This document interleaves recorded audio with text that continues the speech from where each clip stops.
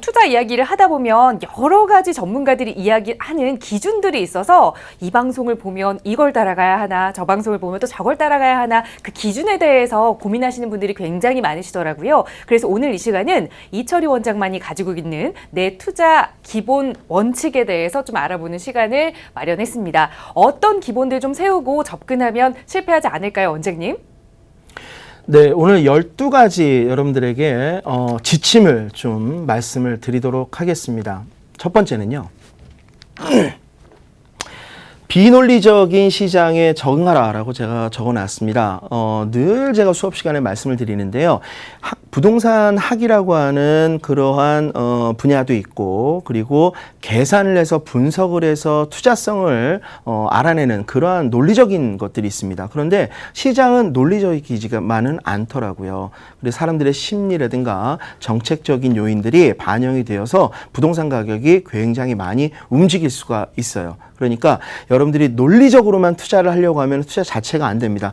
따지고 보고 이렇게 하면은요, 어느 순간에 물건은 없어지고 그 다음에 가격은 올라가 있는 경우가 많이 있거든요. 그러니까 여러분들이 비논리적인 시장에 여러분들이 적응할 수 있는 그런 안목도 좀 키우셔야 되고요. 두 번째는 구입 목적을 명확히 하라. 내가 이게 실수요를 할 건지 아니면 투자를 할 것인지, 투자를 하면 갭 투자를 할 것인지, 운영소득, 월세를 받을 것인지, 갭 투자를 하게 되면은 정비사업에 투자를 할 것인지, 빌라에 투자를 할 것인지, 이런 것들을요, 출발 자체부터 명확하게 하지 않으면 나중에 많은 것들이 흐트러지게 됩니다. 그 이유와 경과와 결과에 대해서는 제가 수업 시간에 오시면 또 자세하게 설명을 드리도록 하겠습니다. 그리고 목적을 세웠다면 거기에 부합하는 지역을 선택하고, 그다음 상품을 선택하고, 사이즈를 선택을 해야 됩니다. 이 모든 것들은 나의 보유하고 있는 투자 금액과 맞아야 되겠죠. 말씀드리고 있는 순서대로 여러분들이 좀 따라와 주셨으면 좋을 것 같고요. 네 번째, 아파트 투자는 단계별 특징에 따라 결정하라. 뭐라 그랬죠? 첫 번째는 분양권 시장 다르게 돌아가고요. 신축 시장 다르게 돌아가고, 갭 투자 시장 다르게 돌아가고, 정비사업 시장이 다르게 돌아간다는 거 여러분들이 명심하시기 바랍니다. 그 다음, 매매 사례 비교보다 임대차 추이를 먼저 살펴라. 부동산의 가격은 가치에 의해서 움직인다고 말씀을 드렸죠. 그런데 이 가치는 사용 가치가 더 중요합니다. 이 사용 가치는 어디서 나오냐면 바로 임대차에서 나오게 되거든요. 그래서 전세나 월세가 그간에 어떻게 흘러왔는지 이런 것들을 살펴보는 것으로부터 매매가의 미래를 여러분들이 예측을 하실 수가 있습니다. 그러니까 어느 동네에 투자를 하시더라도 전세가 상승률, 월세 상승률 이런 것들을 먼저 보시는 그러한 안목이 좀 필요할 것 같습니다. 여섯 번째는요, 신축 빌라에 투자할 때 말씀을 드린 건데요. 요거 좀 중요합니다. 여러분들 요즘에요, 중개업소나 이런 사람들이 여러분들한테 이제 신축 빌라를 많이 소개를 하는 것 같아요. 그런데 신축 빌라에 투자를 할 때 아직 지어지지 않은 것들이 많은데요. 예상 임대가를 상당히 부풀려 놓는 경우가 많이 있습니다.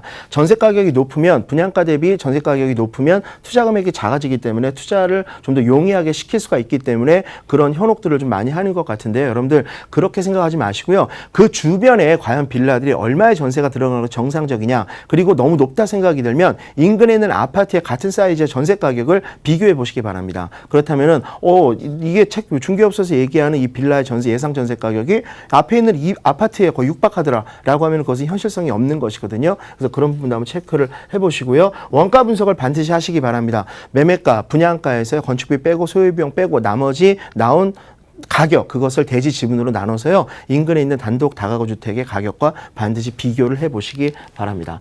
일곱 번째는요, 수익형 부동산이 결국 이긴다입니다. 물론 단기적으로는요, 재건축, 재개발, 갭 투자 이런 것들이 이길 수 있습니다. 그러나 5년, 10년, 20년을 내다보면은요, 매월 월세가 들어오는 부동산이 결국에는 땅값 상승률을 빼고도 월세가 들어오는 거기 때문에 결국에는 수익형 부동산이 본질적인 가치가 된다라고 하는 말씀입니다. 그다음 여덟 번째, 갭 투자의 성공은 전세 가격에 달려 있다. 이것은 뭐 너무너무나 중요한 얘기죠. 그래서 전세가율, 매매가 대비 전세가율을 늘 살피라고 제가 계속해서 여러분들에게 말씀을 드리고 있는 것입니다. 그다음에 운영 수익률은 단위 면적과 반비례한다. 이게 무슨 얘기냐면 월세 수익률 있죠. 월세 수익률은요, 건축물의 하나의 한 칸의 면적이 작아야지 수익률이 높다라고 하는 얘기입니다. 그래서 고시원이 가장 높고 원룸이 그다음 높고 그다음에 3평짜리 도시형 생활주택이 높고 그 다음 빌라가 높다, 이런 얘기를 하는 것입니다. 그 다음 열 번째는요, 부동산 가격은 반드시 오르겠죠. 왜냐하면 인플레이션의 주체이기 때문입니다. 재고 아파트의 갭 메우기는 아까 말씀드린 것처럼 강북 60%, 강남 50%까지다. 라고 하는 것 여러분들 반드시 기억하시기 바랍니다. 그 다음에 11번째는 사고 치기 전에 전문가와 상담하라. 요즘 저 강의 시간에 강의 끝나고 상담을 하는데요. 많은 분들이 사고 치고 오시는 분들이 계세요. 그러니까 확신이 없이 얘기만 듣고 계약금을 먼저 넣어놓고 계약서도 쓰지 않은 상태에서 오시는 분들도 많이 있거든요. 이런 경우에는 계약금을 돌려주느냐 안 돌려주느냐 뭐 이런 문제가 많이 분쟁이 발생을 하는데 반드시 계약하기 전에는 전문가의 상담을 받으시기 바랍니다. 그리고 여러분들한테 마지막으로요. 기본에 충실해야 응용이 가능하다라는 말씀을 드립니다. 제가 수업의 철학인데요. 여러분들 기본적인 거를 일단 학습에 노력은 필요합니다. 그리고 학습이 기본적으로 돼 있는 상태에서 여러분들이 지역 분석이나 상품 분석, 수익률 분석을 해야 되는 것이죠. 자, 이렇게 여러분들 부동산 투자를 할 때 지침들이 많이 있는데요. 이러한 많은 것들은요. 방송 시간에 다 할 수가 없어요. 강의 시간에 찾아주시면 조금 더 자세하게 설명을 드리도록 하겠습니다.